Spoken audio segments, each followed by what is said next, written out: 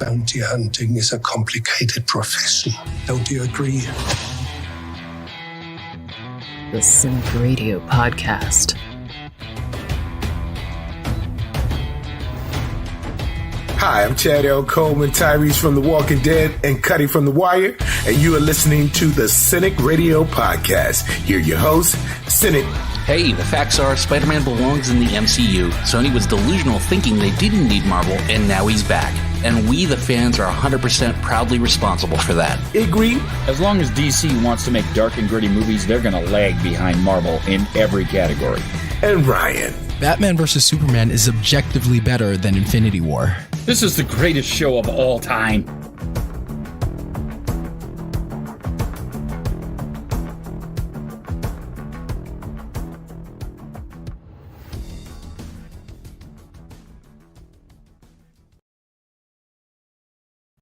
Hey now everybody, and this is episode 175 of this Cinik Radio Podcast. And I'm your co-host Cinik, and joining me as always, comic book creator, avid 3D printer, Justice League fighter, the one, the only Ryan George. And on this week's show, it's another edition of Talk Briefly and Carry a Lot of Guns as we review John Wick Chapter 4. We have a lot of bullets and a lot of bad guys to kill, so let's get at it. Ryan, by the end of this movie, the John Wick painting, the portrait is painted. Out of the four movies, which was your favorite and why? Definitely the first one. I think none of them will ever hit the strike quite the right balance of action with actually having kind of emotional stakes as a viewer. In it, I feel like they're all great, and the action is great in all of them. And you could argue that the action's better in some of the other ones, but nothing quite gets you emotionally invested as the dog. None of the movies do that quite as well. So I think that for a series that really is about a guy just murdering as many people as humanly possible, over the course of an hour or 2 hours or 3 hours, as we got with this, that stuff is all, similar in all the movies, but none has that quite the emotional pull that the first one has. I think the movies got progressively better, but you're right. The emotional attachment is important, and I think one will always be my favorite. But I'll tell you, 4 is a close second. Yep. I mean, just the cinematography alone, the action, the everything that they threw into this movie, you could tell that it was like headed to be the final chapter, and it was worth it. I mean, it really was worth the squeeze. So, Ryan, these movies, they're not only fan favorites, but they're critic favorites as well.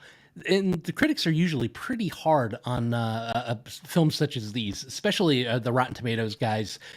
They're always borderline being rotten, but none of the John Wick films have scored under an 85%. Why do you think people love these films so much? I think you're muted or you lost sound.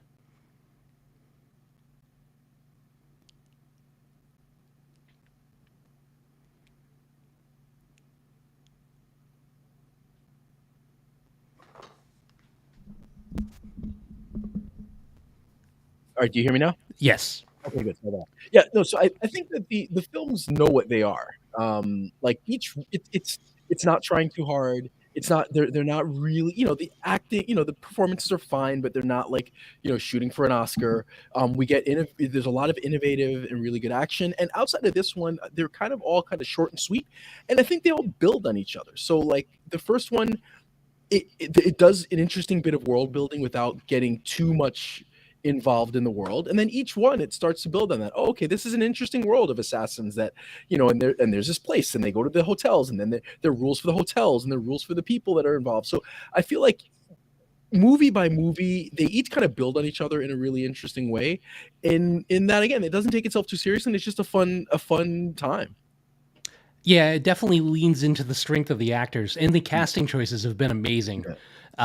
You can't find a bigger menagerie of just weird but eclectic actors in one place than you do a John Wick film. And they all fit perfectly for the roles that they were casted in. It doesn't feel like we're just shoehorning Ronda Rousey in just to do it.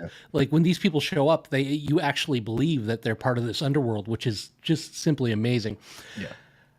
So we start the movie off with a kind of a touching tribute to Lance Reddick, which I didn't expect, because he had died so soon to the film coming out. So that was important to me as a Wire fan. That was a real tough one. It was completely unexpected, and caught me off guard, because that guy, I don't know if you've ever seen him with a shirt off, Ryan, but he is a bastion of health. Like he should be on the cover of every fitness magazine. So it was a surprise to find out that he might have been ill, or something might have taken him away from us. But that did touch me, and I'm glad that they did it. We see the fallout with Winston and the concierge as they're being summoned because of the things that happen in Chapter 3. Winston warns them that it's not going to be pretty, but he comes along anyway. So, Ryan, I'm going to pose this question to you. Are you more likely to be the friend to follow your friend into danger, or more likely to have a friend that would follow you? I would. It's funny, because I feel like I would avoid a lot of situations, but I think I would be the one to follow a friend into danger. I definitely wouldn't let somebody go on their own. Let a close friend go into a situation where they very well might be facing the Reaper, I guess. Like I would definitely be the one to follow the friend. Yeah, that was a really big show of friendship, and it makes you question some of your own relationships when you see acts such as that. And we saw another one later in the movie. It was important to me. I mean, it showed how much of a loyal guy he was, and it was a bigger loss that way, rather than them just killing him in the lobby before he kind of wandered in. It was an important part of the movie. And I love how they played around with that "such is life," like that kind of came back around a couple times, which is really cool. Like it worked well. I mean, that's the beauty of the movies. It's very simple, straightforward, but they have these really beautiful moments built in throughout. Yeah, and you sense the connection of the characters. I mean, not only do they seem to all get along, but they've chosen really, really good actors, and they pair well together. Let's talk about the Marquis as the villain in this movie. Did you find him to be as much of an unstoppable force as John Wick? Did he seem like he was a wily adversary? Well, yeah. I mean, it worked how they making him the adversary, because he was clearly. I think we could see early on he's not going to be the physical equal. There aren't many. And the one that was his physical equal was his. He was kind of pit against throughout the movie. So I think that they did a good job with the villain, making him somebody who was, he was going to get by on his, I guess, wealth and his intellect, and not necessarily on his ability to fight. Would you have preferred him to be the physical opponent rather than kind of the puppet master behind the table? No, because I think that would remove some of the kind of stakes for John. He's going up against a friend, and it made it complicated, and I think that made it interesting. So I didn't need him to be, the physical equal, as long as we got an interesting story. And I think I like the story that we got, and the adversary that he did have to face. I was fine with that. Yeah. Next, we got the incredible Donnie Yen, which, by the way, I had to totally Google after the movie to see whether he was blind or not, because this is two of my favorite movies that I've seen him in, where he's played a sight impaired character, and I know that he's been in other things where he had sight, but he just plays that role so well. Yeah. I mean, pound for pound, do you think he might have had the best story arc out of all the characters? Yeah, I mean, he was kind of magnetic on screen. Like I almost wish we watched the whole thing from his perspective. He got a lot to work with. I think he's a really good actor. I didn't realize, I've seen him in a few things. I've seen all the Ip Man movies, but those aren't in English. And I like his English is really good, and I don't know that I remembered it being that good. So I thought he was great, and maybe. And in some ways he was the lead if you kind of follow his story through. So I loved it. I hope we get more with him.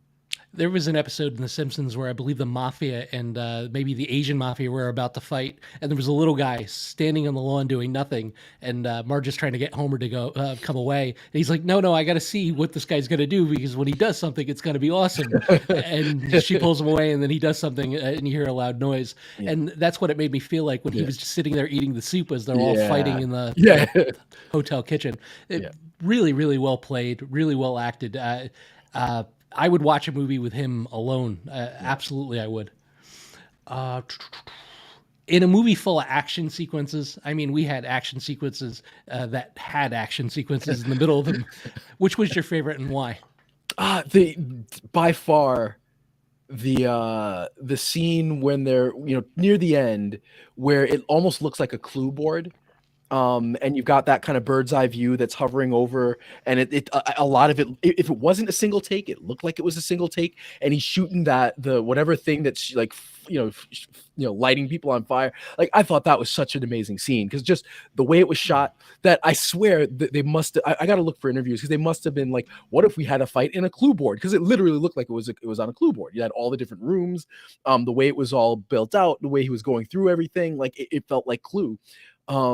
I love that scene. I love the way it was shot. It was choreographed. That's something that must have taken months to choreograph and rehearse to get right. So that was easily my favorite action scene. Although it had a lot of great action scenes. My only maybe little complaint is that some of them were a little too long, especially when you have something like that was so good. I'd rather you spend the 20 minutes or whatever they spent on that and take away a little bit. Like, we didn't need to see him get hit by 30 cars, as funny as it got at some point. So I do think some of the action was a little too much, a little too long, but I really love that scene. Well, much like Lord of the Rings, there was lots of scenes with people walking.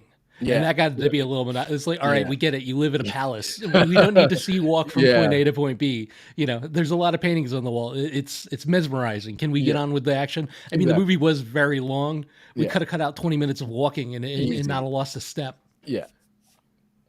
Probably my favorite action scene was now I grew up in a generation where my grandfather used to tell me to go play in the street, as a joke for me to leave him alone. I loved the Frogger death sequence when they were in the circle and they're fighting and people are getting hit by cars, and he didn't need to get hit by 6 cars, but it was cool watching them dodge in and out and fire at each other. It almost became comical though with the Kevlar suits where there was really no risk of being killed. You Dracula up and you're fine. That was a little much. It got to be a little silly, but I guess we didn't want to see a movie full of people in body armor either. Yeah. The John Wick series has literally brought us all over the world, Ryan. I mean, it's been everywhere. I'm a New York City guy. You're a New York City guy. But Paris was an amazing location to close out the series of films. What was your favorite location out of the whole series? Oh, that's good. I did like the use of Paris. Having been, it's funny, like Paris is probably the city outside of the country that I've been to the most. And so I really, so yeah, it's weird. No, I've been there that many times, but I've been in a few more than any other city that's not, that's out of the country. And I really, I love that. I love seeing it, play out, because I've been to a lot of those locations. So I thought that was cool. I'm trying to think that very end, like, I don't recall a staircase that long, although I do know that it is it's a pretty hefty walk to get up to the Sacré-Cœur. So, like, I guess there is a staircase that long, but if and when I go again, I gotta look for it, because that in itself was hilarious. They did say it was like a few hundred steps, right? Yeah. It's like that cathedral is like, it is a walk, and that whole area is very hilly. So I can believe that it's there. I just don't recall it being that many steps. Yeah, I love New York as a setting in any movie. Any movie that's shot in New York, or any movie that's supposed to be New York, I absolutely love. But Paris did really work, and it's one of those places on my my list to absolutely go. Yeah. All right, so let's take a minute to talk about the Tracker. I mean, they put thought into the character. He was a cool character, had cool guns, had a nice skill set. But in a movie full of cool characters, was he necessary to the story, or was it just some way to involve a dog? Yeah, I'm kind of torn on his character, because I think you're right. Like, I thought he was cool. I thought the performance was good. I liked him. I'd love to see a movie with that character. I loved the way he used the dog and his relationship with the dog. And I guess it works for the moment that John has to make a decision, but it felt like it was not necessary. And for a movie that was extremely long, we probably could have done without his character, because he's effectively doing the same thing that Donnie Yen's doing as far as tracking him and following him. And it's kind of like the three of them keep ending up in the same place. So, like, if you eliminate him completely from the plot and from the story, like, nothing really changes. So yeah, it's like, it's a cool character, and I'm good with everything, but I almost feel like, that guy should have gotten his own movie or something. But I don't know that he was necessary or really fit this movie. I almost felt like that part was written for Kanye West, and I don't know why. I don't know. Maybe it's because the two have similar speaking styles, but it felt to me like if they would have put Kanye in there, that would have worked. As long as he would have kept the to a minimum, you know. Yeah. Don't need any of that, thanks. All right, let's go back and talk about the staircases a bit, because I did get a huge laugh, but at the same time, it had me cringing every single time he flew down a flight of steps. Was that the most cringeworthy sequence in any of the John Wick movies? Yeah. Were you like feeling that? Because you would be dead if you fell down all the stairs. Well, yeah, part because also like, I mean, a lot of it's practical effects, and like, I feel like it looked like a real person falling down those stairs in some situations. Like, is that actually Keanu Reeves? Like, I wasn't quite sure. I would assume that they have a stunt double doing it, but it really looked real and was just cringeworthy, and it just got hilarious at, to the point where it's like he just kept falling down the stairs. It was pretty ridiculous. John, beaten and bloody after falling down what seemed to be 10 million stairs, he makes it to the duel on time with Kane's help. What do you think his motivation was? Do you think it was no duel, no release of debt?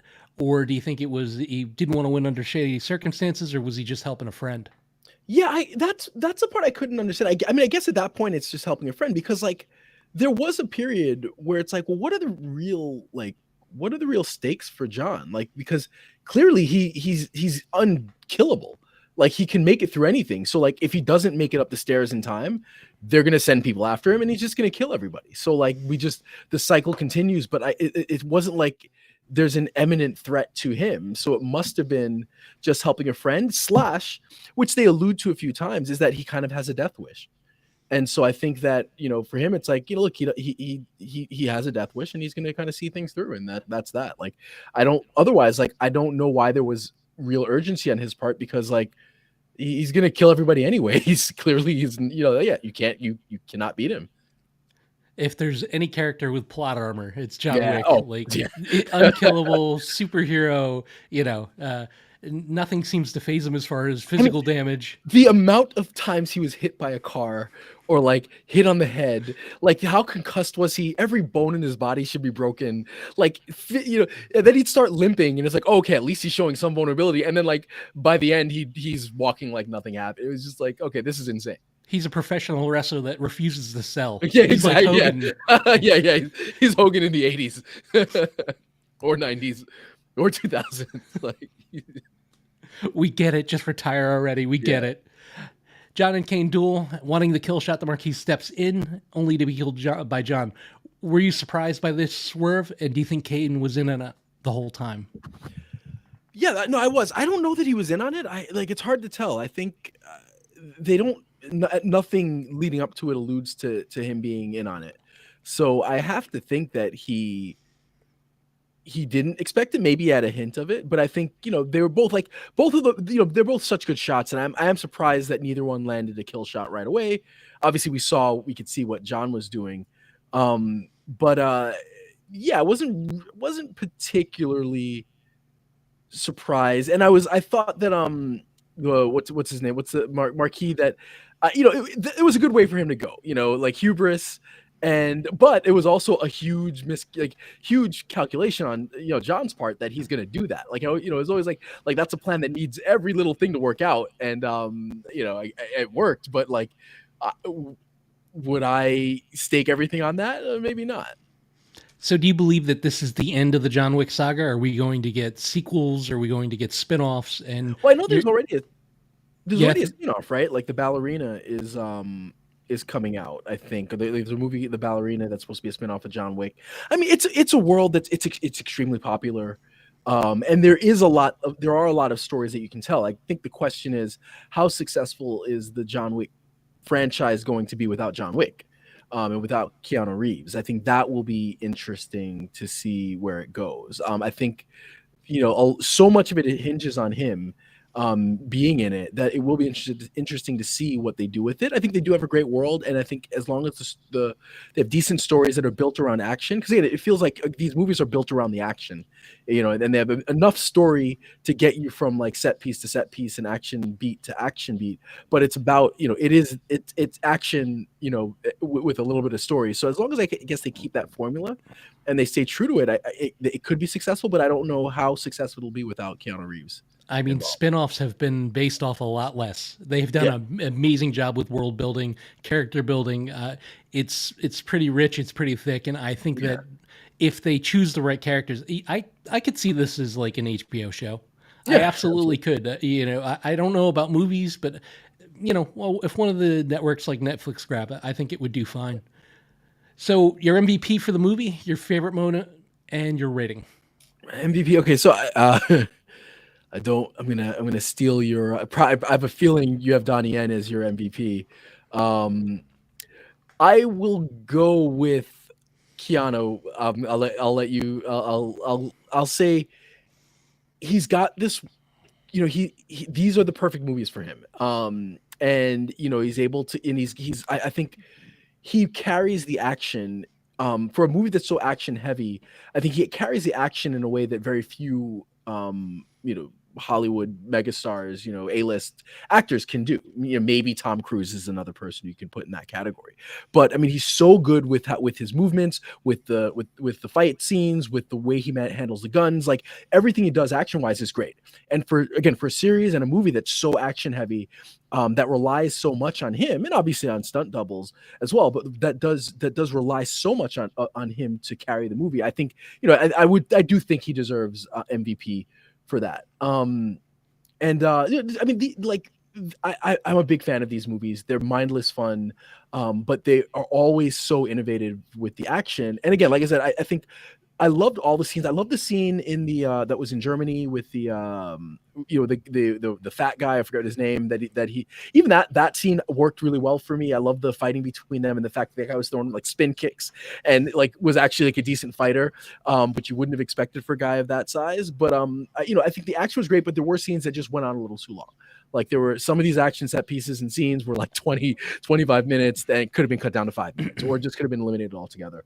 But yeah, great characters, great performances all across the board. And I just love that scene that we talked about earlier. I could watch that over and over. That's one of my favorite, I got to watch it again, but maybe one of my favorite just action scenes in any movie ever. I just love the way it looked, love the way it was shot, love the choreography. I like the ending, that the ending was kind of toned down a little bit, right? It's like you have these two guys with old guns and they've got it's a duel, and the little swerve at the end. So I love that we had all this crazy action, and for a climax, it brought things down, and made it much more personal and made it more emotional. And that really worked well for me too. And yeah, again, shot beautifully. Loved the locations, loved Paris. So I'm going to give it a 9. I really enjoyed it. That's fair. I mean, this movie was action-packed from the word go. Once the previews were over, you couldn't take your eyes off the screen, and I love that about it. This is probably my second favorite in the series. Now, when I met my wife, she hadn't seen a lot of movies, but these movies right away, the second I turned on the first John Wick, she was like, okay, when are we watching the second one? When are we watching the third? And she was as excited as I was to load up in the car and go to the fourth. So it was great that we found common ground in these movies because they are very good. I'm definitely going to watch it again. I mean, it's a strong movie with a simple premise. The premise is revenge, and do you know how guns work? And I mean, this is Keanu Reeves at his finest, with just an eclectic cast. I'm glad that this is the end, because sometimes it felt like the movie or story was filler till the next action sequence. And I mean, as crazy as they were, I wanted a little more depth and substance. The body count really would have made Thanos proud, so that was great. I mean, they went all out in this movie. It's an absolute rewatch. I implore anybody that had not seen it to go watch it. My MVP is Donnie Yen, by the way. I mean, Kane was mesmerizing on screen. You never knew what he was going to do next. You didn't know what to expect from him. He had a conscience, but he was also a stone cold killer. So I love that about him. He stole every scene he was in. His fighting is top shelf. He's and going back to what you said, one of my favorite moments as well was the exploding shotgun shells. What a cool visual idea. I hope that's the thing, because I want to shoot somebody with one of those one day. A bad guy, nobody worthwhile. But it hit on every beat. It was brilliant. It was a fun movie. I had a great time watching it. Everybody should go see it. I'll go ahead and give it a 9. And it was a fun way to say goodbye to an amazing character in an amazing world. And it was, I can't gush enough about it. We got anything else? No. All right. Well, that about wraps it up for episode 175 of the Cinik Radio podcast. You can find us on all the socials at Cinik Radio. Questions, comments, concerns, you can go ahead and email us at cinicradio.com. And until next time, Ryan. Don't get captured.